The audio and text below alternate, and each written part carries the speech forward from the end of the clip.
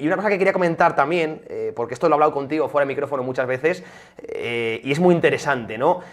Se ha creado un sectarismo alrededor de Bitcoin, ¿no? El maximalismo, pues estos hooligans que han salido alrededor de Bitcoin, quizá han prostituido incluso un poco el ecosistema cripto y sobre todo también Bitcoin, lo han ensuciado en cierto modo, ¿no? Con argumentos a veces lo que comentas, ¿no? Poco trabajados y muy contundentes. Y quiero que comentes, quizá hemos visto la parte buena que esperamos, por qué pensamos que puede tener tanto futuro, el rol, pero quiero que comentes también un poco los riesgos que le ves, es decir, un poco la otra cara de la moneda. Hemos hablado muchas veces de la concentración de la minería. Bueno, creo que tú siempre los valoras en tres grandes riesgos, o dos. Bueno, coméntanos, porque a mí me parece un debate muy interesante que tuve contigo y quiero que lo compartas también con el público. Muy bien, pues sí, después de la luna de miel que tuve con Bitcoin en 2017-2018, pues uno con el tiempo empieza a ver las cosas más como son, con los tonos grises también, ¿no? Esto nos pasa a todos con muchas facetas de nuestra vida, yo creo. Y ya cuando uno tiene una visión, quizá con el tiempo, y si piensa críticamente más completa, se da cuenta de que también hay ciertos riesgos. Yo creo que el primero de ellos lo hemos tratado largo y tendido durante esta conversación, que es precisamente que Bitcoin siga con unos niveles de volatilidad súper elevados. Si esto es correcto y Bitcoin se mantiene con esta volatilidad tan alta, pues eso de alguna manera pone en riesgo su propuesta de valor, que recordemos que según el propio Satoshi era ofrecer una alternativa monetaria al sistema vigente, al dinero fiduciario. Yo creo que ese es un primer riesgo que no hay que desdeñar tampoco. Los dos siguientes, que a mí personalmente me preocupan más, este primero, pues como has podido ver, yo no le doy tanto peso, pero hay dos que sí que me preocupan más. Por una parte, como has dicho, la centralización de la minería, y esto es muy importante porque Bitcoin tiene valor por dos motivos. El primero de ellos, porque es resistente a la censura, y el segundo, porque tiene esta oferta predecible, inelástica. Entonces, la resistencia a la censura se consigue mediante la minería, porque la minería incentiva a que se incluyan todas las transacciones en la red, a que no se excluya a nadie.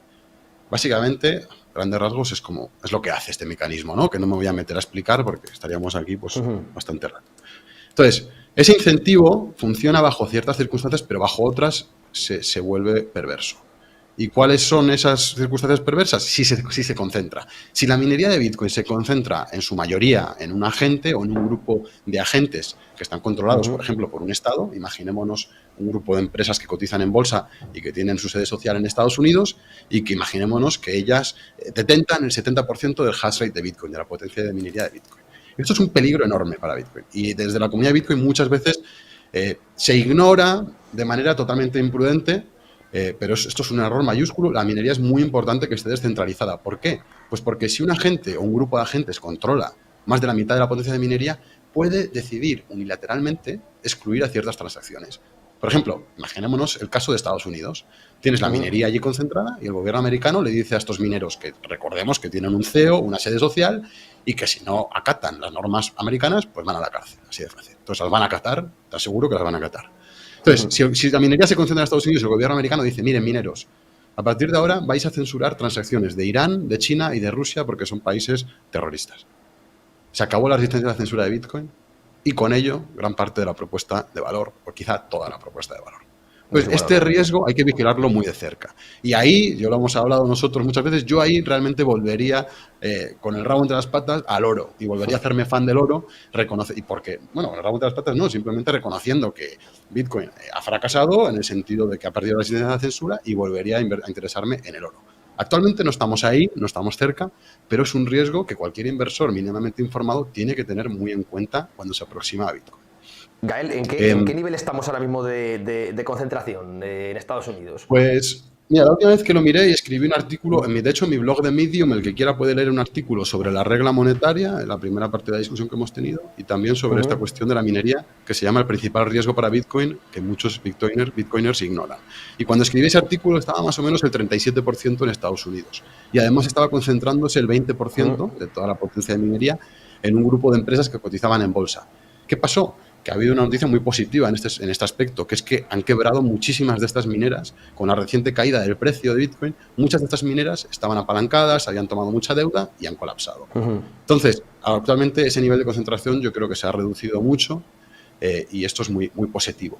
Una pregunta muy interesante para las personas que les guste más la economía y para responder a esta incógnita sobre el futuro de Bitcoin, este riesgo, es que pensemos, la industria de la minería de Bitcoin es una industria con economías de escala o con deseconomías de escala. Las deseconomías de escala, pues quiere decir que cuando se alcanza un cierto nivel de tamaño de una corporación o de una actividad económica, empieza a haber un coste mayor, por lo cual te vuelves menos competitivo. Entonces, si la industria de Bitcoin es una industria con economías de escala, ojo, porque la centralización es un riesgo muy importante. Sí. Pero si por lo contrario tiene deseconomías de escala, y quizá los últimos acontecimientos nos sugieren que tiene deseconomías de escala, que la concentración, el acceso al capital, el nivel de deuda elevado, este tipo de circunstancias parece que indican hacia deseconomías de escala, entonces es más probable que la minería de Bitcoin se descentralice. Y un factor adicional sobre la minería es que también hay algo que nos debe de mantener muy optimistas, y es que la energía está naturalmente descentralizada. O sea, pensemos que la energía en el mundo pues está distribuida, sobre todo la energía que consumen los mineros de Bitcoin, que es aquella que tiene un coste marginal menor. Pues típicamente es excedentes de energía hidráulica que no tiene ningún uso, excesos de energía solar o eólica. Y esa energía, pues afortunadamente está separada por todo el globo. ¿Qué pasa? Que entonces podemos anticipar que los mineros también se van a distribuir por todo el globo, o al menos hay motivos para pensarlo, ¿no? Entonces, por eso también creo que hay motivos para el optimismo, sin embargo, es un riesgo que hay que tener en cuenta. Este es el de la centralización de la minería. Y ya para acabar, que es el de los fees. O sea, que Bitcoin no tenga fees suficientemente altos, porque básicamente los mineros lo que se hace se les recompensa con nuevos Bitcoins. Esa recompensa cae un 50% cada 4 años. Por eso Bitcoin tiene esta oferta predefinida. ¿Qué pasa? Que si los mineros empiezan a recibir recompensas, o mejor dicho, si el uso de Bitcoin no es tan extendido como deseamos y por tanto los fees, las comisiones de transacción, no son lo suficientemente altas, los ingresos de estos mineros se van a ir reduciendo con el tiempo, porque cada 4 años hemos dicho que se reduce a la mitad la recompensa de nuevos Bitcoins.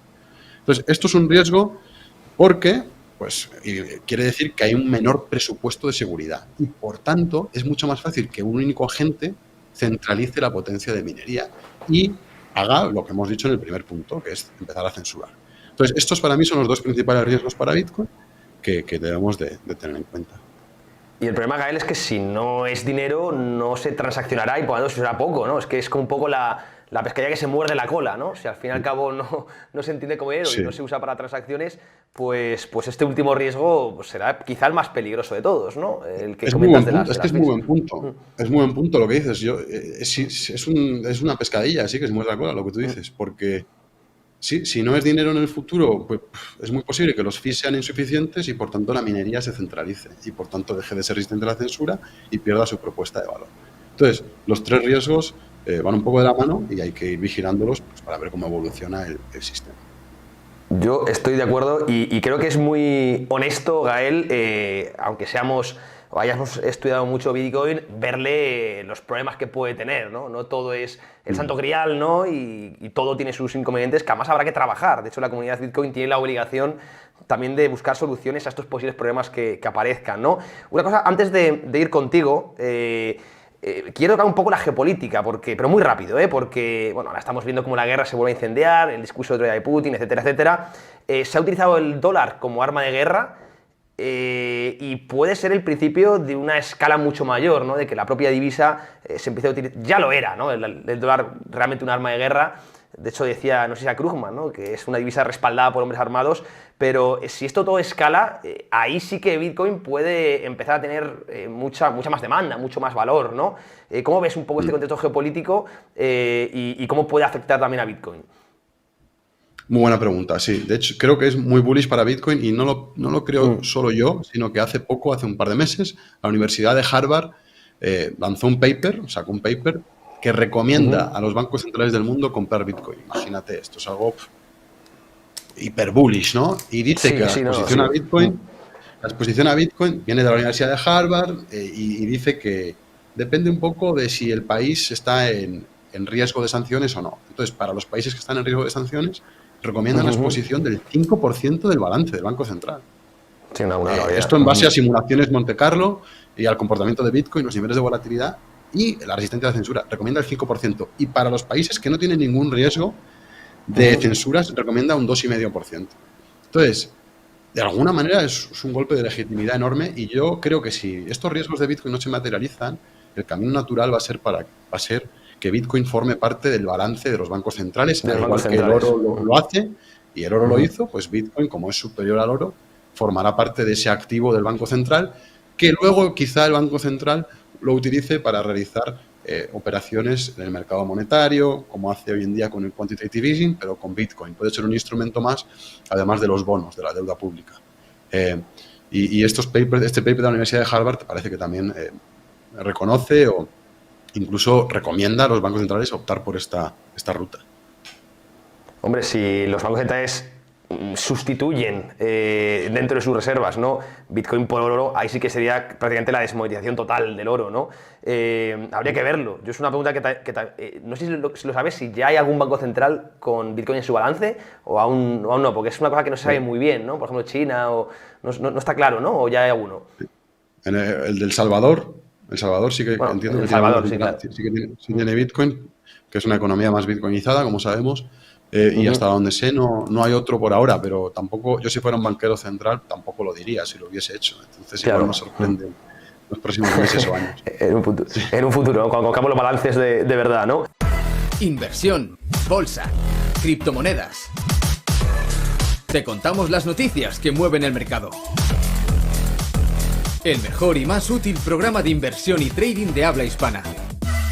Vengo a presentar un programón en directo, con las noticias que mueven el mercado y con la conducción de Joseba Sagoiti, CEO de Trading Pro. Cada día podrás ver la operativa en vivo de Joseba Sagoiti y sus invitados. No te lo pierdas y podrás hacer tus consultas sobre acciones y criptomonedas en directo.